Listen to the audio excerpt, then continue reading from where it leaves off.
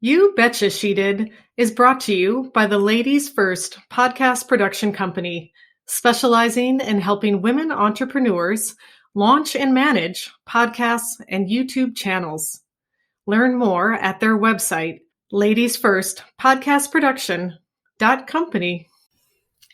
Ladies, have you arrived? You betcha you have. But you know your LinkedIn headshot? It might need some love. Don't worry, John Erline Photo has you covered.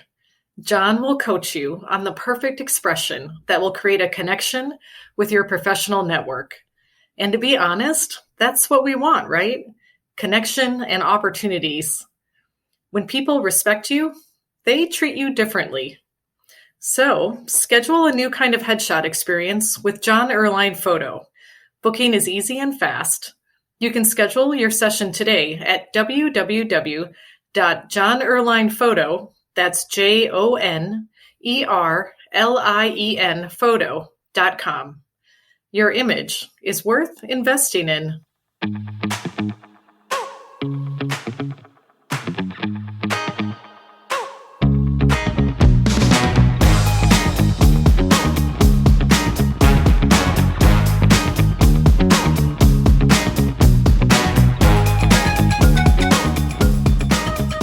Hello, and welcome to You Betcha She Did.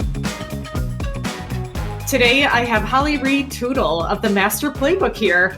I know Holly pretty well. We've been working together for a while now, and she does some amazing stuff in the financial literacy world, especially for families, helping to raise money-smart kids. Holly, for those listeners who are unfamiliar with you, can you explain a little bit about the Master Playbook?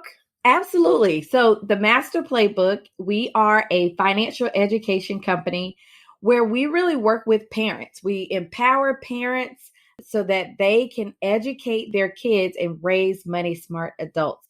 And so our different spin on it is we will actually teach your kids, connect with them, talk to them, start and initiate these money conversations and make sure that they are mastering healthy money habits. Sounds like a good lifelong skill to have for all children, maybe even some adults. Yes. Yeah. Speaking of that, what inspired you to start the Master Playbook? What inspired me was my own personal mistakes with money. So, I grew up where my parents did what most parents do. They teach you everything that they know. But there's always some gaps, right? And so my dad specifically was great about giving me money advice. He'd say, Holly, don't spend all your money here, or Holly, you need to make sure you saved your money. And while it was great advice, there were gaps. So I grew up in a family where I'm the youngest of four girls. So there wasn't a whole lot of disposable income for us to practice money, right? So although he was giving us great advice, there wasn't a lot of opportunity for us to apply the advice. And so what I do is I try to make sure families not are only sharing and giving their kids great advice, but finding practical ways that doesn't require a lot of money, where we can still give them the valuable lessons that they can apply to their money habits, to building and creating money habits at a young age.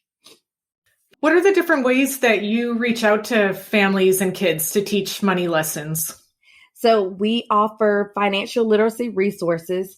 I have an award-winning book called Teach Your Child to Fish, 5 Money Habits Every Child Should Master, which is a great resource that families can bring into their family libraries, where they can reference that book as their child matures and grows, because that book is going to include activities that are applicable at any age.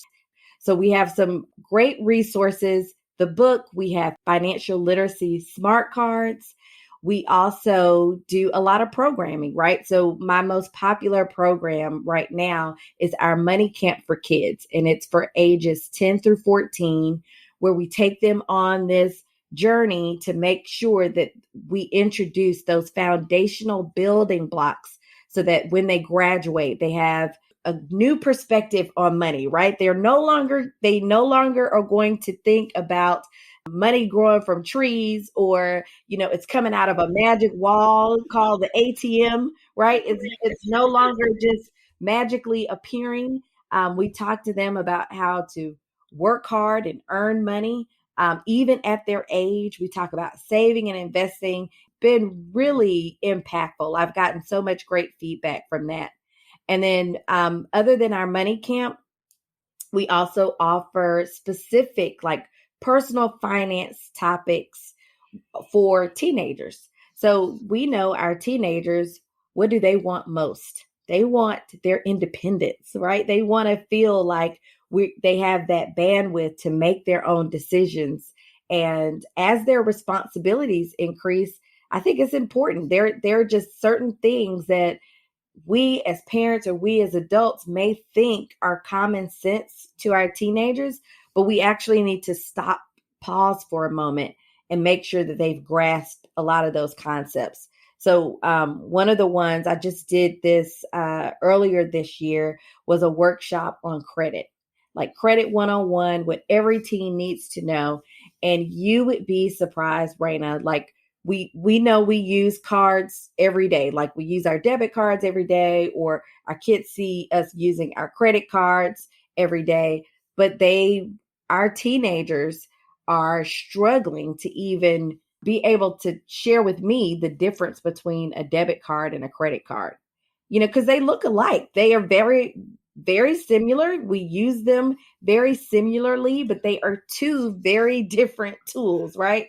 Two very different transactions. And so just making sure they understand the differences between debit card and credit card, and, how credit cards, you're really borrowing money. It's a loan that you have to pay back. And there are consequences when you don't pay it back.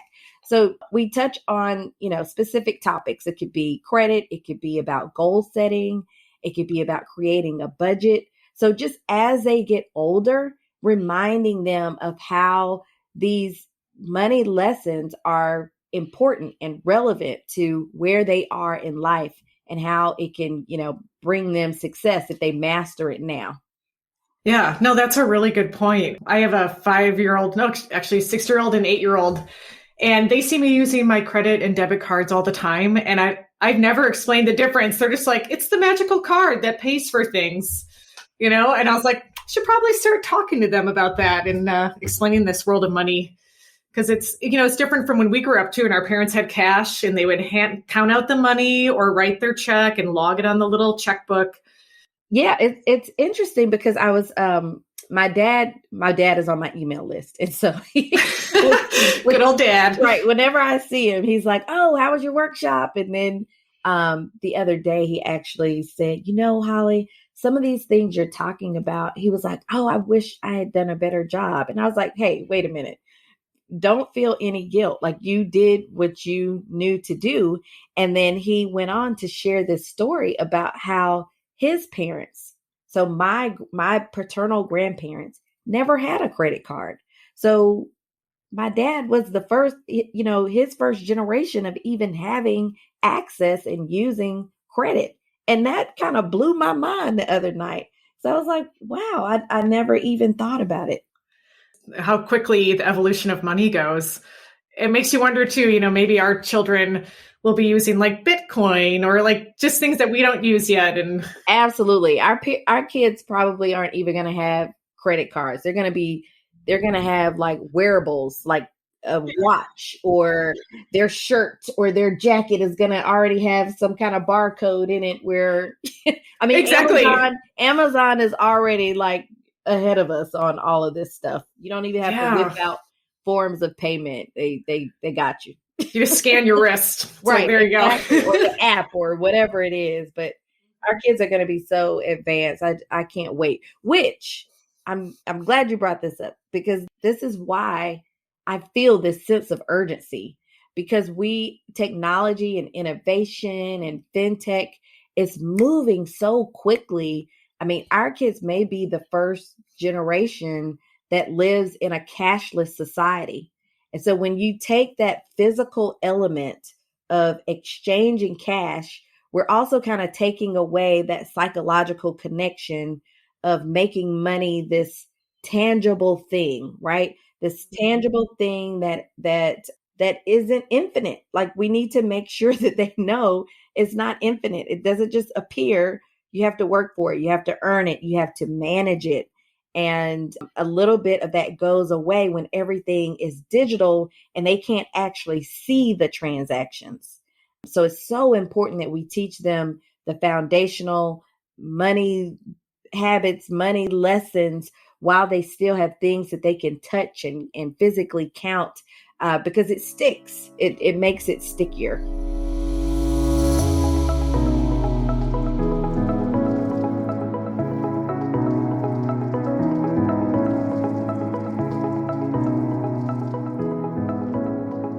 I'd like to talk a little bit about the transition from, going from a more traditional career, so you were a certified public accountant, to starting your own business, being an entrepreneur. Like, what's that like as a woman? What's been easy? What's been challenging? I'm a numbers person. So being a CPA, I majored in accounting.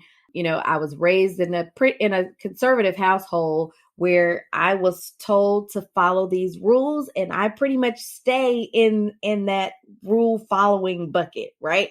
It was very difficult for me to break out of that.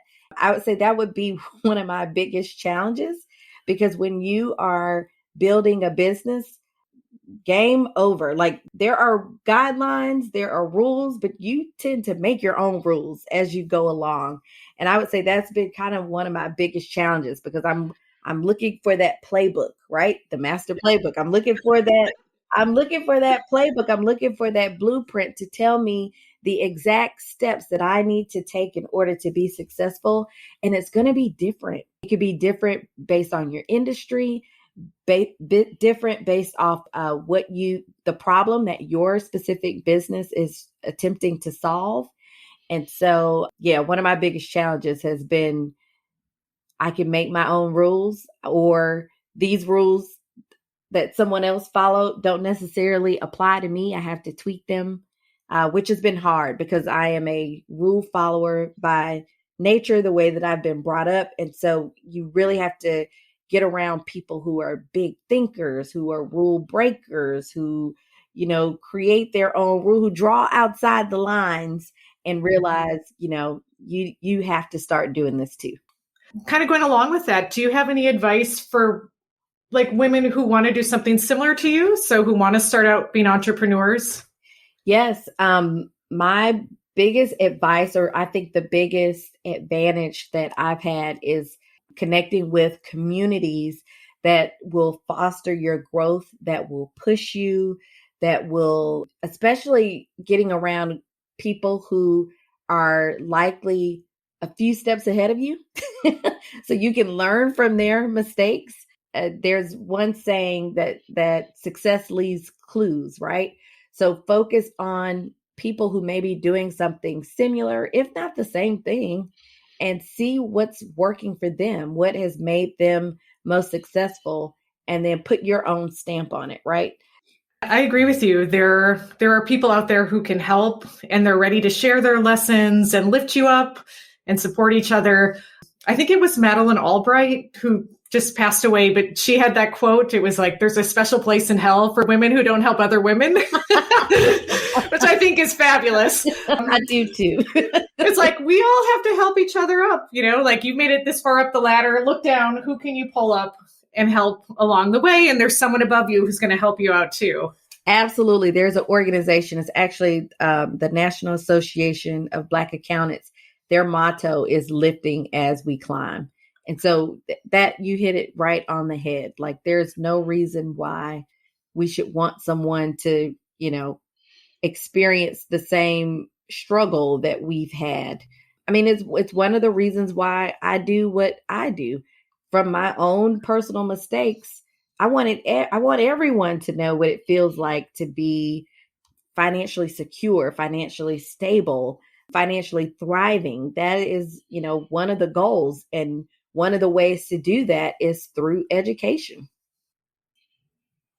So speaking of the fact that summer is right around the corner, let's talk a little bit about how listeners can find you and if there's any opportunities for them to connect with you this summer.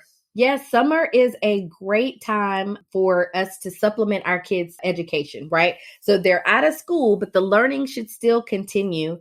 And so during the summer, I actually offer our money camp for kids during the summer, but I also offer it during other times of the year as well. But I get the most engagement from families when they are looking for things to kind of teach their kids that may be something different than what they have done in the past.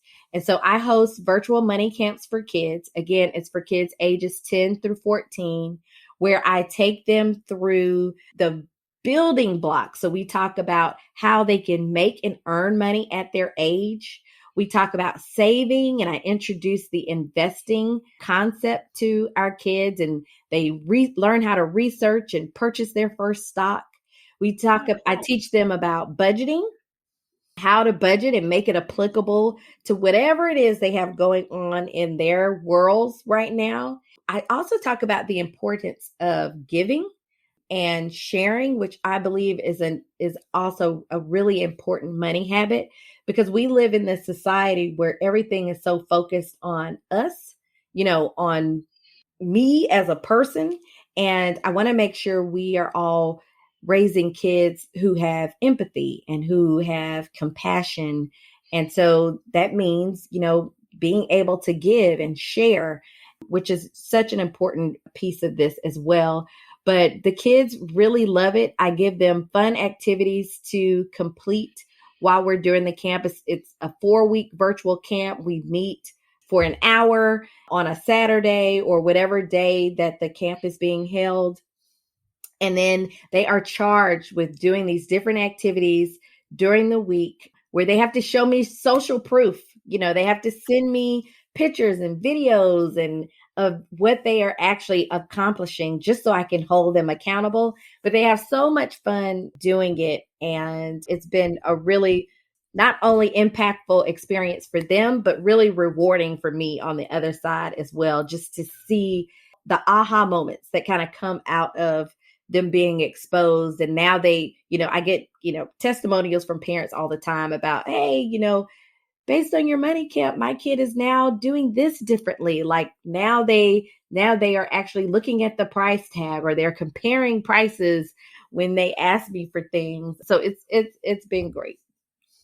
If you'd like to learn more about Holly and the Master Playbook, please check out our show notes.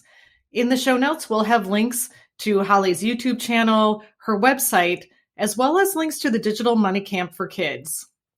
If you like the show, don't be shy. Leave us a review on Apple Podcasts. Or if you know of an amazing woman who we should feature on the show, please reach out at youbetchashedid@gmail.com. Until next time.